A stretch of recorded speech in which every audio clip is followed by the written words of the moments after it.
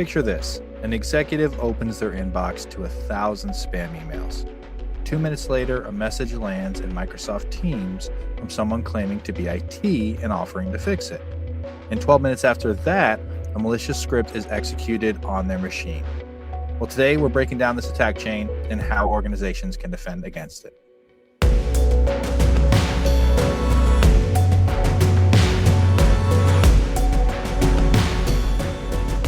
Welcome to Shadow Talk, a cybersecurity podcast powered by ReliaQuest, the leader in agentic AI security operations. I'm Alexandra Moore, Threat Intelligence Manager.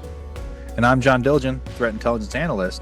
And today we're talking about a playbook that outlived the group that built it and is now running faster than most SOCs can respond. Hi, John. How are you doing today? I'm doing very good. How about yourself? Yes, good. And I'm excited to talk to you today because you actually co-authored the report that sparked this whole episode. So I'm really interested to hear what pulled you back to this story. You know, Basta has been gone for over a year, and I would assume that the conversation around their tactics would have also moved on by now. Yeah, and really that's what made it worth writing. You know, the group disbanded back in February of 2025, and most people would have expected that playbook to fade with it. Well, instead, the opposite has happened, and the volume has spiked again, the targeting has gotten sharper, and the speed of the attack chain has gotten faster. Yeah, talking about the targeting, that was what really got me when I looked at the report, was this targeting data. And I know that we will discuss it later in the episode, but it's really not spray and pray anymore. No, it's not. And in fact, in March, 77% of the incidents that we observed at ReliaQuest targeted senior level employees specifically. You know, these weren't random users getting caught in a wide net. The threat actors deliberately were going after the highest privilege identities in the organization. And I think it's that level of precision at scale, which is what's really raising the bigger question for me, right? We've got the threat actors picking off the highest privilege identities across that many organizations, you know, all the different ones that we looked at. And that's not really something that you can do manually or by hand. So it makes me think, what's actually powering this volume? It's a good question. And, you know, the activity that we've been tracking this year, it shows clear signs of automation. You know, it has the kind of pacing and consistency that you cannot sustain through manual operator effort. So really, organizations are not just up against a phishing email here, but rather against a process that's been engineered to outrun your defenses. Yeah, it's fascinating. And I'm really looking forward to digging into all of this in more detail with you throughout the episode. But first, I think we should set the stage for listeners who haven't been following this from the very beginning. You know, walk us through who Basta is, how this campaign started, and where it stands today. Yeah, certainly. So back in late 2024, we first saw this campaign, and I'd imagine that many of our listeners know it well, as we've talked about it in great detail. But just for reference, if they're not familiar, the primary kill chain is as follows. Flood a target user's inbox with thousands of spam emails, essentially making it unusable, really something we call an email spam bomb. From there, the threat actor contacts the user via Microsoft Teams, either through a phone call or more primarily through a chat message, and they impersonate the help desk trying to fix that email spam issue. They use that premise to convince the user to join a remote session through tools like Quick Assist or Supremo Remote Desktop and provide the threat actor access to their host, which the threat actor then uses to execute their malicious scripts in the remote session and ultimately move towards data exfiltration and ransomware deployment. Interesting. And then in, I think it was February 2025, we saw the group disband, right? We saw their internal chat logs were leaked. It was actually a really interesting story at the time. Lots of really fascinating insights into the group's internal dynamics and how they worked. And most people at that point would have expected that to be the end of it. Yeah. And, you know, almost counter to that thinking, right after the group disbanded, we saw that there was a notable spike in the activity in April of 2025. But after that, the volume did slow, but still remained consistent. But what's really changed is 2026, and in fact, the campaign is surging again. You say surging, like how significant is the surge? What are we talking about? Yeah, so to put that in perspective, 56% of the team's phishing activity that we've observed since Basta's decline has occurred in the first few months of 2026 alone. 56%. Wow. And 32% of that is happening in March alone. So that's not really a gradual trend or a steady uptick, right? That is a massive jump. Yeah, it definitely is. And really, it comes down to three key things in this campaign that we haven't seen before. The first being a focus on senior leadership. The second being refining of the methods the attackers are using through automation and changing tactics. And then finally, they're getting faster and better at evading detection. All right, sounds good. Thank you for the overview. So let's dig into each of those, starting with that deliberate senior level targeting that you spoke about at the start of the episode. So something that we've mentioned multiple times in recent weeks, I'm always talking about it, is a key finding of our annual threat report, is how adversaries are conducting faster attacks by arriving with privileged credentials from the start. And this recent Basta style campaign that we're talking about is a really good example of that. So our research found that, as you said, 77% of these Basta-esque attacks in March 2026 were actually targeting, your executives, managers, and directors.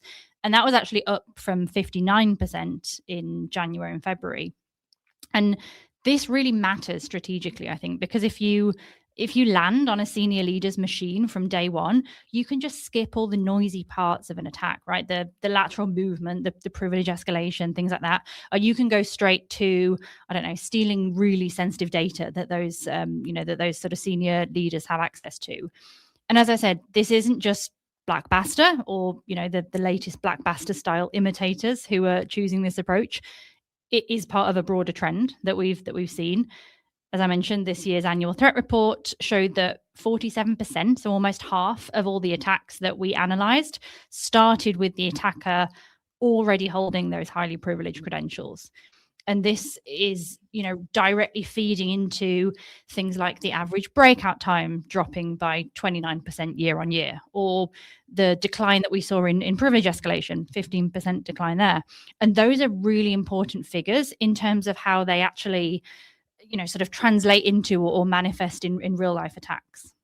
Yeah, I completely agree. And it kind of showcased that, this is a campaign that's following the same patterns that we've seen threat actors use in the ATR, but it's really just a more deliberate targeting than most. Yeah, exactly. And talking about targeting, I think it's also really interesting to look at the sectors that were affected in this campaign. So we saw the manufacturing industry and also professional, scientific, and technical services. That's quite a mouthful. Each accounted for roughly 26% of these Basta style attacks in 2026. And I really don't think that that's random. Yeah, I don't think so either. Both of those sectors have large operationally pressured workforces that are more susceptible to social engineering or those quick links that come in that phishing attempt. Mm-hmm. And when a user is compromised, specifically a senior leader, the threat of ransomware halting production creates real pressure for those organizations to pay extortions quickly. At the end of the day, those sectors are high leverage targets. Right. And there's another important angle that I think we should layer on here, that the whole sort of historical thread. When Basta was active initially, manufacturing was their top targeted sector, according to the posts on their data leak site.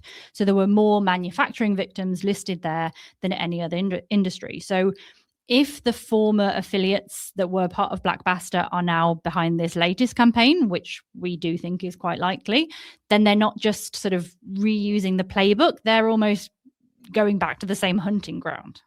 Yeah, I think the continuity between the attacks is really striking here. But let's also get into what's driving the precision. So because the jump from 59 to 77% in senior targeting, it doesn't happen by accident. And something changed in how the threat actors were picking their targets. I think this was a really interesting finding that came out of our research. So to kind of restate, 59% of senior employees were targeted in the first 2 months of 2026 versus 77% in March. And what we found as we kind of broke that data down is that in those first 2 months, many of the non-senior employees still had a manager in their title, roles like project manager, but ultimately didn't have the key access that the managers really have. And what this says to me is that the threat actors were likely using an automation, a script to find these employees in their reconnaissance phase. And as they went through these months, they fine-tuned that automation to no longer include the project manager roles and instead have a higher percentage of the actual seniors who held that access. Well, that's really interesting and quite a specific insight, I guess. So I just want to really emphasize that for the listeners. The attackers were reviewing their results. They decided, project manager wasn't delivering what they needed. So they refined and updated their script.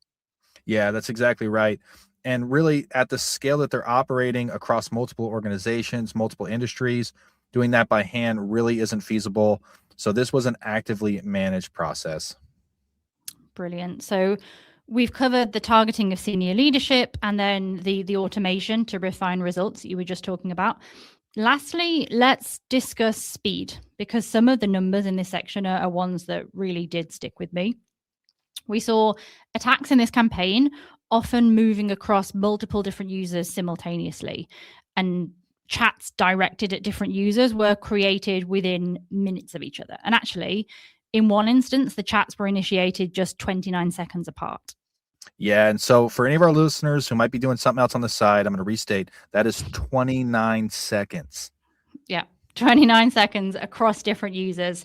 And I'm thinking this is surely not a single person at a keyboard, right? This is some sort of a script hitting a list, And then from that first contact to malware deployment on the machine took as little as 12 minutes in some cases.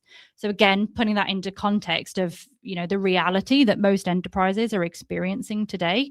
In most organizations, 12 minutes isn't enough time to even escalate a suspicious alert through all the right channels that organization has in place, let alone to investigate it and respond to it. And by the time someone has flagged it internally, it's already over, and that's by design. It's not incidental that these attacks are happening this quickly. It's fast because the attackers need to get in and carry out their objectives before anyone can act. So here's the question that we have to answer after the break. When the attack is arriving at machine speed and is targeting your high privilege users by design, what should defenses look like? That's where we're going next, so join us after the break. Shadow Talk is brought to you by ReliaQuest, the global leader in AI cybersecurity. ReliaQuest helps enterprise cybersecurity teams contain threats in minutes with its agentic AI security operations platform, Gray Matter. ReliaQuest makes security possible for the most trusted enterprise brands in the world. Learn more at ReliaQuest.com. And we're back. So before the break, we walked through what makes this recent campaign so effective: the targeting, the automation, and the speed. So now let's get into how you actually defend against it. John, where do you want to start? So defending against this campaign really means closing the human, the procedural, and the technical gaps that attackers rely on. And this breaks into training users to recognize the tactic chain, hardening help desk verification, and locking down remote access tools. So let's break the first one down. The value of user training. I've said it 1,000 times. I'll probably say it 1,000 more. User training, targeted user training is very, very effective.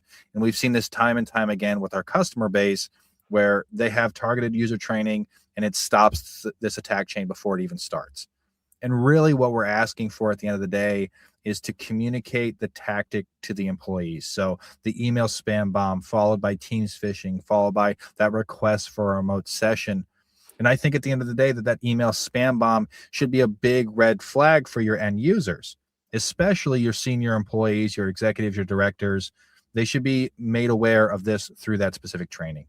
Yeah, and just to interrupt for a second, like the senior employees specifically need to be in that training, right? The data is really clear. We saw 77% of the March incidents targeting this senior leadership. So if your security program is focused on the general population in your company and is carving out executives because they're really busy and you're worried about disrupting business operations, then you're sort of handing the attacker exactly the population that they're aiming at.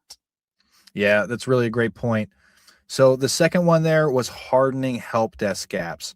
And, we've said it in our ATR and other episodes that organizations struggle to fill those fundamental gaps for help desk, and attackers exploit them consistently.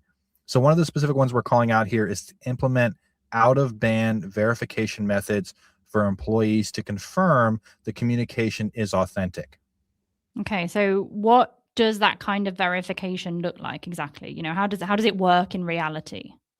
Yeah, so it's going to depend on the organization, but there are a few different methods. I'd say one can be ticket numbers through your internal ticketing software, right? Your help desk and or the employee can reference a ticket number that can easily be used to confirm. Direct phone calls that the personnel can make to the help desk through an internal help desk number, really just getting out of that conversation that's direct with the potentially threat actor or suspicious user and confirming through an outside secure channel. Then moving into securing remote access tools. Attackers are leveraging these because they're commonly used by organizations, so they look semi-legitimate. And the top two tools that we saw in this campaign were Supremo Remote Desktop, which has often gone unnoticed, and so a lot of organizations likely don't have defenses in place around it, but it became one of the primary tools in this campaign. And then an old favorite was Quick Assist, frequently used in high volume, mostly because it's native on Windows 11, and the attacker doesn't have to convince the user to download a software, which would fire a whole nother range of defenses potentially. It's already there. They can just give them a hotkey and access it. And again, I'm interrupting with another practical question here, but how can organizations implement this advice, this recommendation to secure your remote access tools? Yeah, so there's a few ways. Number one is going to be your application controls that can restrict the type of remote monitoring and management or RMM tools that users can download. You can also go a step further and block domains that are associated with those RMM tools, so that way the tools, if downloaded, could not reach out to the domain via web traffic. And I'd also say, too, another control is going to be standardize one trusted software for remote access. Ensure it's pre-installed on your host and provide employees with a verifiable instruction set for access. So, for example, our organization, we might use Screen Connect. Well, our employees know we use Screen Connect. They know how the help desk is going to connect from them. It just removes more variables out of the attacker scenario. Yeah, that's great. I think that's really, really practical advice there. And so I guess the next layer onto that is detection paired with automated response. Because once you're in a situation where initial access can turn into malware deployment in what we said 12 minutes, manual investigation alone is just not going to keep pace. So you really need two things working together. First, you're going to need high fidelity detections targeting those key events. So the email bombing, the Teams phishing that you mentioned.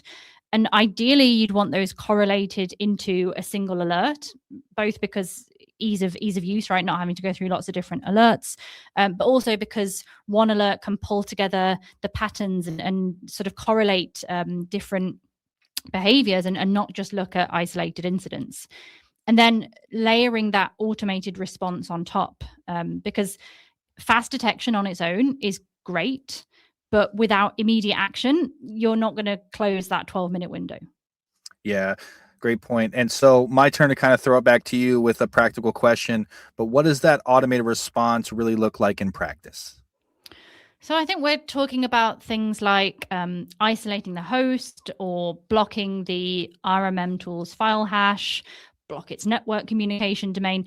Those are the types of actions that are going to stop the chain before it progresses. And they do need to happen automatically, right? Because waiting for a human to review and to approve each step is exactly the delay that attacks are designed to exploit. So you just cannot overstate the importance of automated response. And I know that we talk about it all the time, but I will continue to, sort of stand on my soapbox and talk about this because it is really important across the board for all the techniques that we're facing on a daily basis. And automated response is containing the threat before it spreads to other hosts. It's buying you time that you need to investigate and remediate the activity. So, it really is absolutely crucial. Yeah, it certainly is. And, the reason we probably talk about it so much is because every other week, it seems like a threat actor is getting faster in some means. Right. So it's absolutely necessary. I'm going to layer in the final point here that's very similar to the automated response, but it's some kind of automated workflow or a customizable workflow that you can have around your senior leadership. As a reminder, when a privileged account is compromised, every second of unrestricted access, it really has the potential to multiply the damage here. So you can have some kind of customizable workflow. Let's say an email spam bomb or a non-approved RMM tool is identified based off of those detections Alex was talking about. Then you can have a contact through something like Microsoft Teams or your communication channel directed towards that senior leader to warn them to be on watch for the threat actor, right? A lot of the education and the things we've seen with our customers is in that communication channel. If the user is on their guard, they will not contact the threat actor. They will not join the remote session. So even just something as small as a high importance ping to that user at the right time can really help stop this attack. That's really good advice there. I think it's taking my automated response recommendation and just taking it one step further and thinking about all the other types of workflows and processes that you can automate, as well as just those, very sort of traditional IR containment actions that we think about. Yeah, I really like that. So we're almost getting to the end of the episode, John. So I'm going to bring this home with what you can actually do with everything that we just talked about. So starting on the leadership side, the way that I would reframe things or get security leaders to think about the situation that we've spoken about today is to stop thinking about help desk verification as some sort of training initiative and to think about it as a process control instead. And I am aware that sounds a lot like just semantics, but bear with me, it's not. I think a training program means that you teach people something and you hope that they remember it, right? And then a control it means that there's a defined procedure. It's going to apply every time. If someone bypasses it, that's a documented exception. And those are two very different things. So the thing that would actually close this gap here is to have a rule that says any request for remote access to a machine, particularly a senior leader's machine, has to be verified through a channel that is separate from the one that the request came in on. Now, you mentioned this earlier, but just to emphasize, if someone messages you on Teams saying that they're from IT, you don't verify them on Teams. You call the help desk number that you have, or you ask them to reference an internal ticket. It's something that exists independently of the conversation that I'm currently having with a person that I can't confirm is who they say they are. The second thing, and this one I know is maybe going to be a little bit tricky politically, but it's the tendency to carve out executives from these tighter controls because it might cause friction. And I get the instinct, right? Nobody wants to be the person who blocked the CEO's laptop from getting fixed. But we saw, 77% of these incidents in March that targeted senior leaders. So if the people with the most exceptions built around them are the exact people who are being targeted, then you're not really protecting them. You've just sort of made them more accessible. I know it sounds like a bit of a, sort of contradiction there, but that's the situation that we're in. So the morning action for security leaders, something that you can, go away and do this week, is to pull one example, one recent help desk ticket where someone sort of remote accessed or remoted into a senior leader's machine and ask, how did we verify the IT person's identity? And did that verification happen inside the same channel that the request came in through? And if you can't answer that, or if the answer is yes, then that's where you start. That's your gap. Yeah, some great recommendations there for security leaders. Bringing it home for the practitioners, though, I'd say one of the most actionable things from this episode is going to be to build those automated workflows scoped specifically to your senior level employees. The things we really just mentioned, like an instant Teams message to warn the user after an email spam bomb. After that one, I'd say your second priority should be auditing your RMM tool exposure. Remember, this needs to be a continuous monitoring process, not just a one-time audit and we're done. It needs to happen regularly. And you want to inventory every remote access tool that's present in your environment. Outside the ones that are just managed by your IT team, you want to see everything, what's actually installed across our endpoints. Things like Quick Assist, Supremo, TeamViewer. Record any non-approved tools and then implement those controls we had talked about earlier through your application controls or your domain blocking to ensure that they can't execute. So your tomorrow morning action for practitioners, when you come in, identify the top tier of your senior accounts for executives, directors, etc., and start scoping what targeted phishing education they have and what customizable workflows can actually be set up around them. I'd say at the end of the day, even a manual playbook that's documented this week is a starting point if you can't fully implement that automation. So the goal here is to really get ahead of or close the gap between detection and response to make sure attackers aren't taking advantage of those high privileged accounts. So the technique that Basta built is operating in full force even after the group disbanded. In fact, it's refining its targeting method and adopting new tactics. That's all for this week. Thanks for listening to another episode of Shadow Talk. If you enjoyed this discussion and want to read our full report, it's in the link tree below if you'd like to know more.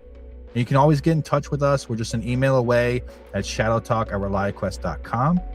Finally, please don't forget to subscribe so you can get next week's episode delivered direct to your podcast platform of choice. And we'd really appreciate it if you can rate and review Shadow Talk wherever you listen. It will make a huge difference and help us reach new listeners. We'll be back next week with another episode of Shadow Talk.